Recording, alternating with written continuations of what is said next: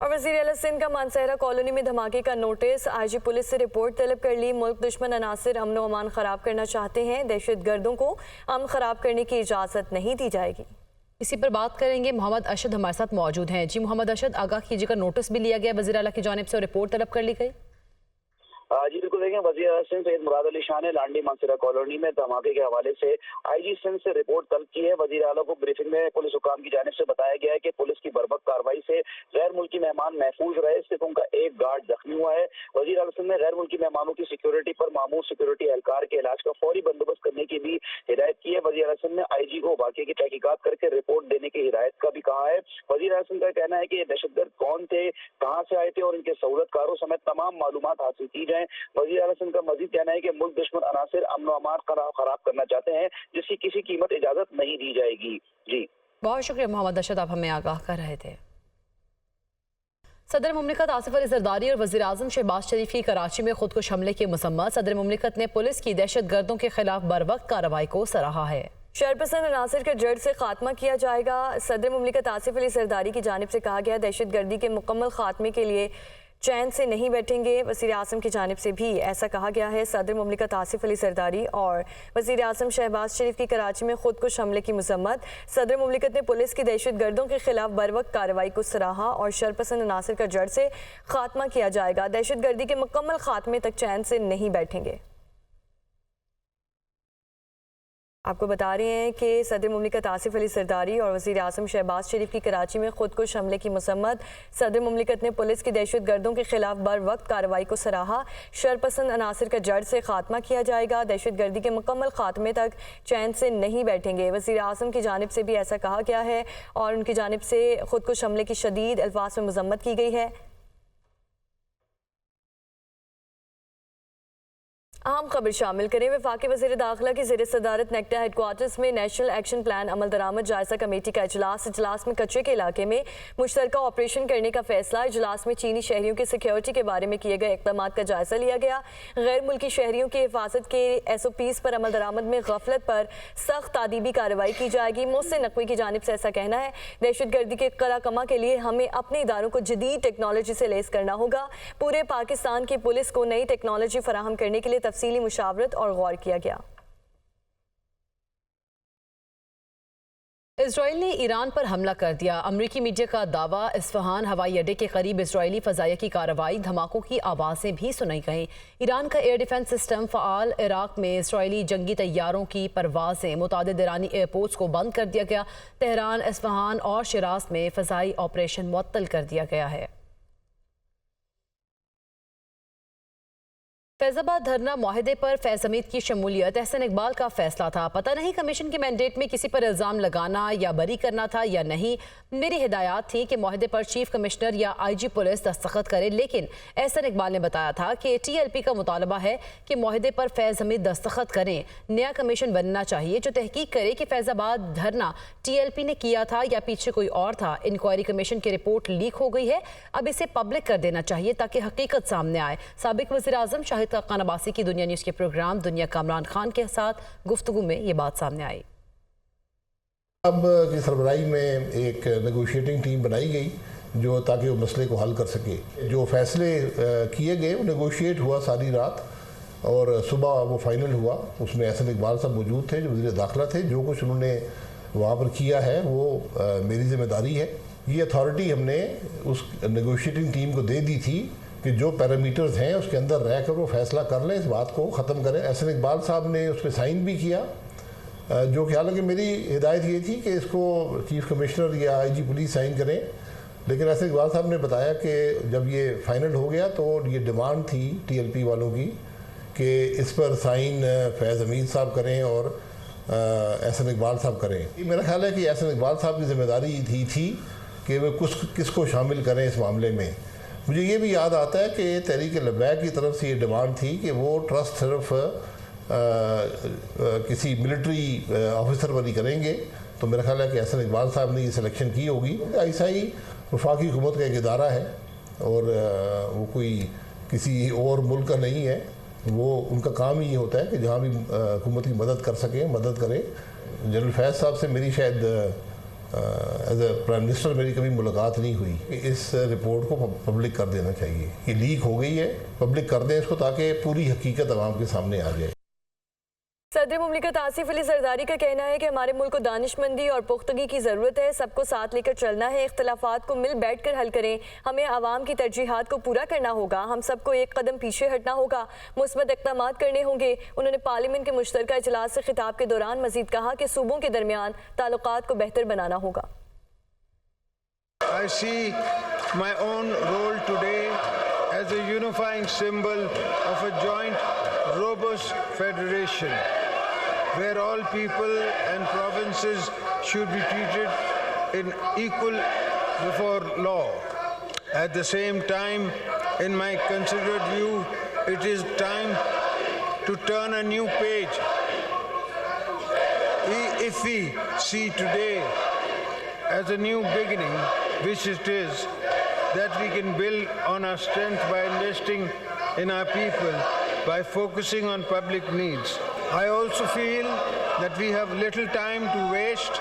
This joint house must play a leading role in rebuilding public confidence in the parliamentary process and establish a foundation for the uninterrupted sustainable development of our nation. We are proud of our armed forces, law enforcement agencies who have rendered immense sacrifice and played a heroic role in the fight against terrorism, defense of our national frontiers. Parliament کا ہنگامہ خیز مشترکہ اجلاس صدر آصف علی زرداری کے خطاب کے دوران اپوزیشن کا شور شرابہ ایوان مچھلی منڈی بنا رہا. اراکین بانی پی ٹی آئی کے حق میں پوسٹرز اٹھائے اسپیکر ڈائس کے سامنے جمع ہو گئے. حکومتی اراکین کی جانب سے بھی جوابی نعرے بازی کی جاتی رہی. حزب اختلاف کے شور کے باوجود صدر مملکت نے خطاب جاری رکھا. اسلام آباد سے رپورٹ دیکھیے.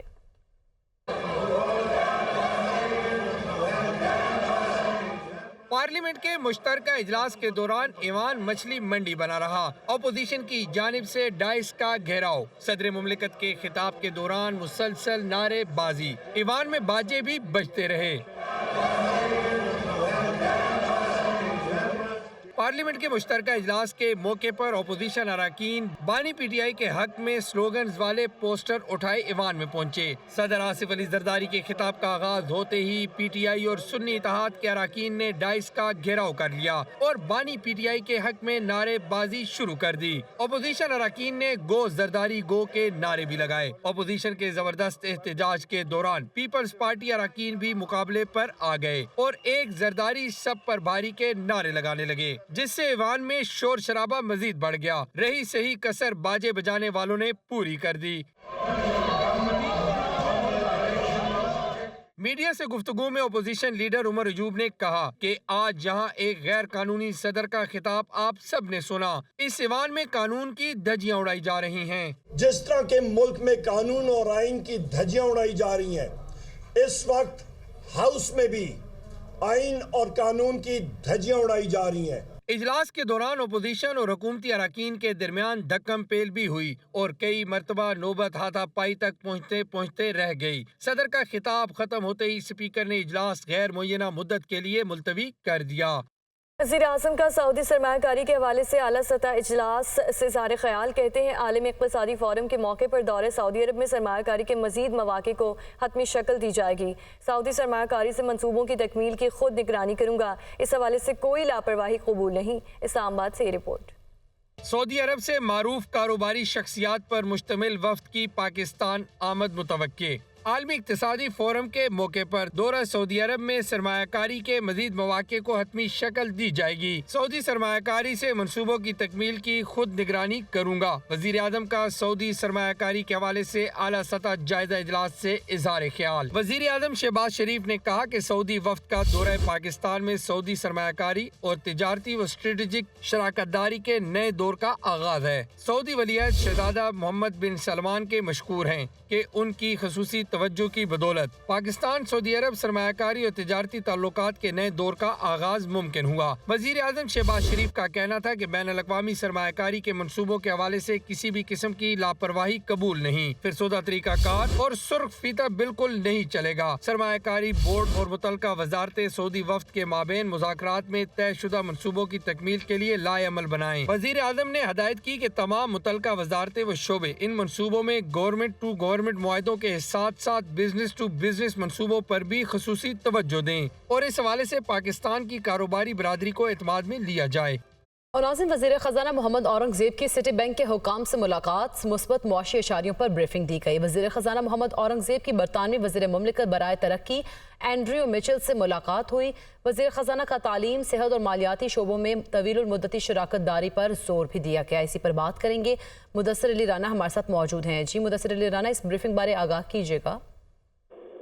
جی، وزیر خزانہ محمد اورنگ زیب معاشی ٹیم کے ہمراہ عالمی بینک اور ورلڈ بینک اور آئی ایم ایف کی سالانہ میٹنگز میں شرکت کے لیے واشنگٹن میں موجود ہیں اور وہاں پر سائیڈ لائنز ملاقاتیں ہو رہی ہیں۔ وزیر خزانہ محمد اورنگ زیب نے سٹی بینک کے حکام سے ملاقات کی ہے اور مثبت معاشی اشاریوں پر بریفنگ دی ہے۔ اہم بات یہ ہے کہ سٹی بینک کے حکام کے دوران وزیر خزانہ محمد اورنگ زیب کی جانب سے بتایا گیا ہے کہ پاکستان اور آئی ایم ایف کے درمیان جو نئے قرض پروگرام ہے اس کے لیے بات چیت کا آغاز ہو گیا ہے۔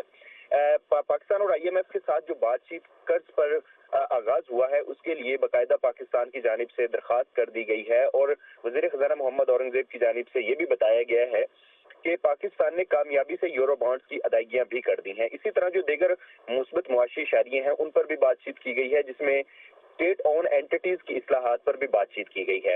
وزیر خزانہ محمد اورنگ زیب نے معاشی ٹیم کے ہمراہ برطانیہ کے وزیر مملکت برائے ترقی، بہت شکریہ مدثر علی رانا، آپ ہمیں آگاہ کر رہے تھے۔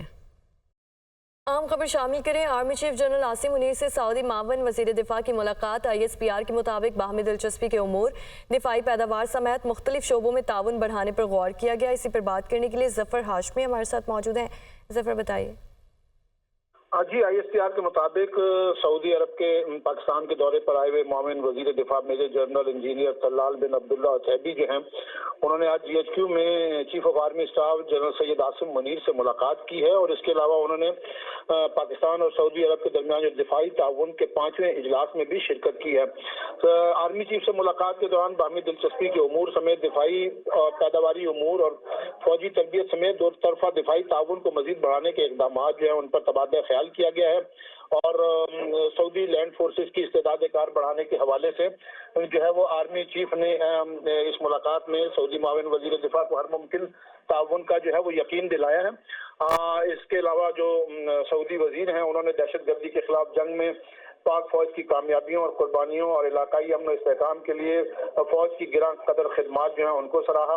اس کے علاوہ عالمی اجلاس میں شرکت کے دوران جو 5واں اجلاس دفاعی تعاون کے حوالے سے منعقد ہوا، اس میں اجلاس میں عالمی اور علاقائی سلامتی کو درپیش چیلنجز اور دفاعی افواج پر ان کے جو اثرات ہیں اس پر جو ہے تبادلہ خیال کیا گیا۔ فورم نے نوٹ کیا کہ ٹھیک ہے، بہت شکریہ ظفر ہاشمی ہمارے ساتھ موجود تھے۔